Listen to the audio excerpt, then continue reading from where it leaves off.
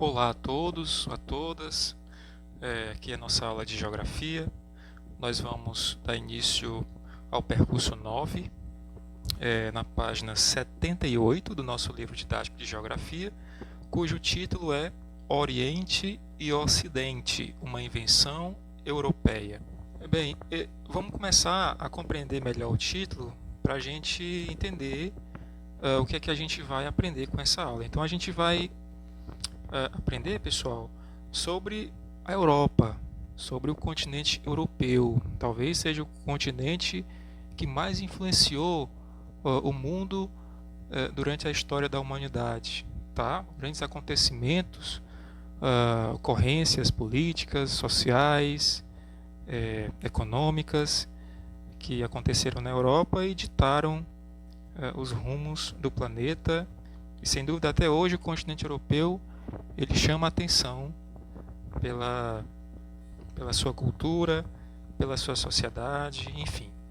Então, nesse primeiro trecho, o nosso livro ele vai enfatizar, primeiramente, a parte física da Europa, a parte territorial do continente europeu. Então, ele vai dizer assim, do ponto de vista físico, a Europa fica na porção oeste da grande massa continental da Eurásia. Então, o que seria essa Eurásia?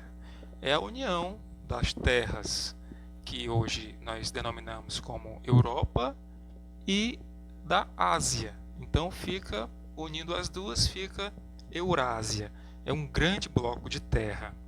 E aí, continuando, numa grande península. E ele pede para observar a figura 1. Então, você está anotando aí na figura 1, um pouquinho mais abaixo, Eurásia físico, né?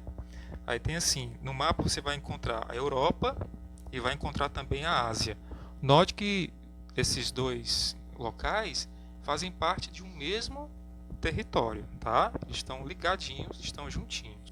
Quando a gente estuda geografia, pessoal, a gente vai entender que a delimitação de fronteiras entre territórios, entre países, ele também vai se dar de forma natural, ou seja, a natureza ela vai influenciar nessa separação. Então, no segundo parágrafo, o que é que a gente vai encontrar? Os montes Urais, os mares Negro e Cáspio e a Cordilheira do Cáucaso são considerados os limites naturais entre a Europa e a Ásia. Historicamente, eles representaram obstáculos físicos para a integração entre os povos do leste e do oeste da Eurásia. Então vamos supor que um determinado rei, um determinado líder de um país, ele queira, naquela época, ele queira invadir um outro país e ter o domínio sobre um outro território. Só que na frente dele tem uma grande cadeia de montanhas que separa o povo dele do outro povo.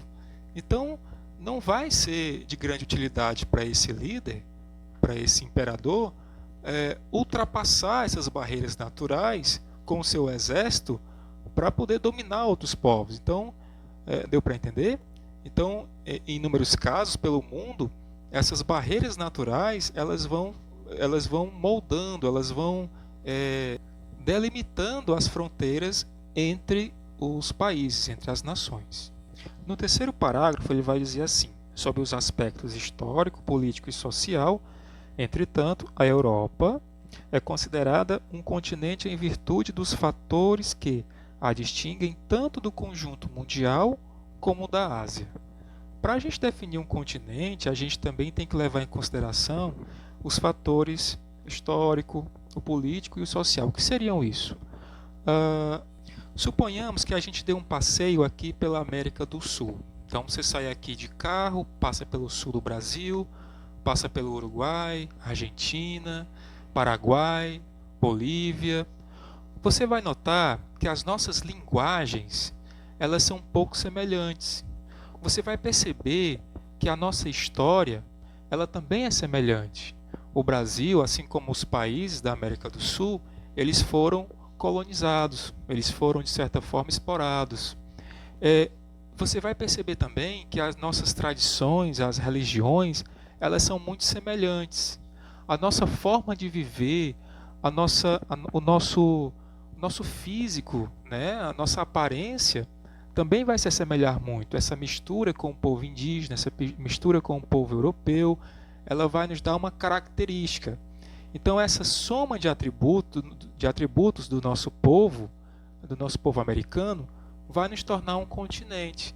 Então, da mesma forma, a gente vai encontrar isso no continente europeu. Eles vão possuir também uma história, eles vão possuir também um modo de ser, eles vão possuir também um modo de se comunicar, de viver, que vai ser diferente de outros povos do mundo, de outros lugares do mundo, tá?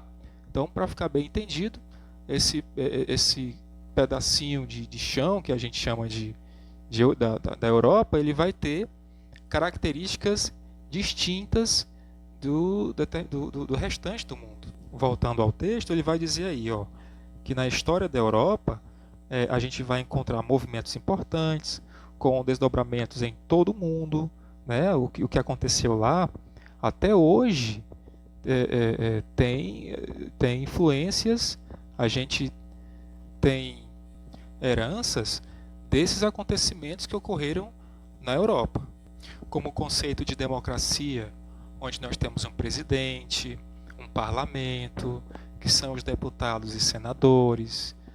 Na cidade nós temos o prefeito e os vereadores. Esse sistema de governo, esse sistema de política, essa organização, ela foi determinada, ela foi criada no continente europeu.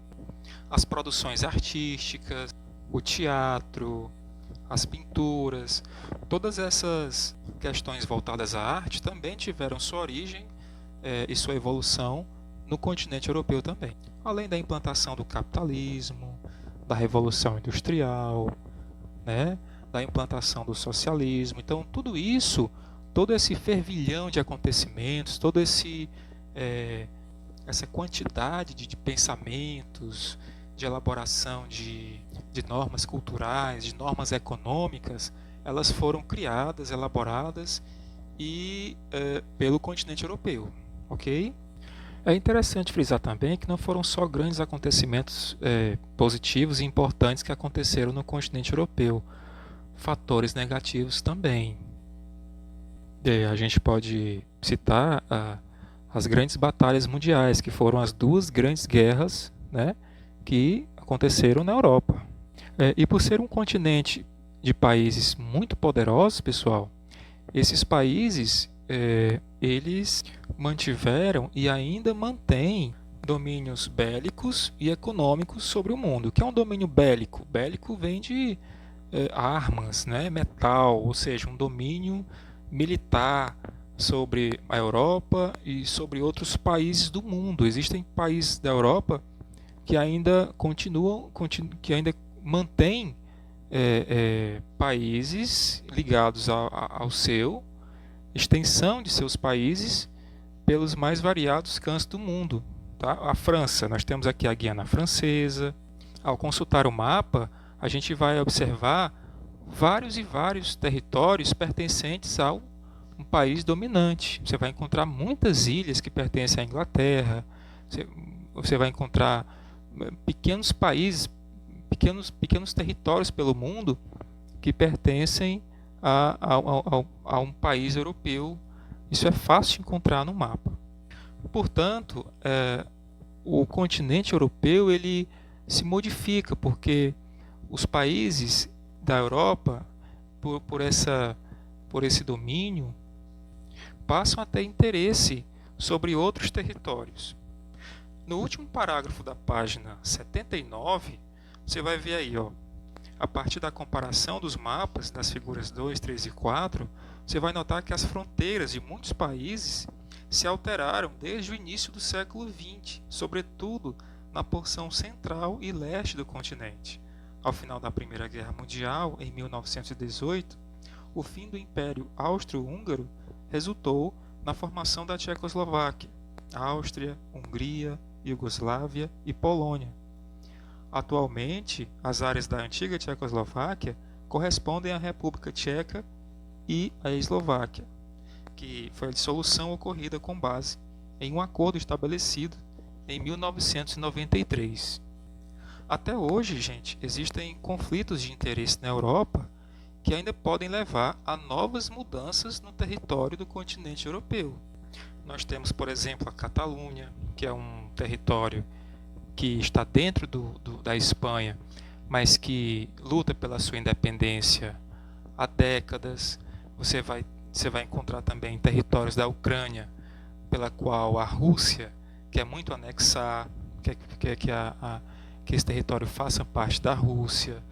Então, ainda existem conflitos que ainda podem levar a novas configurações do território europeu.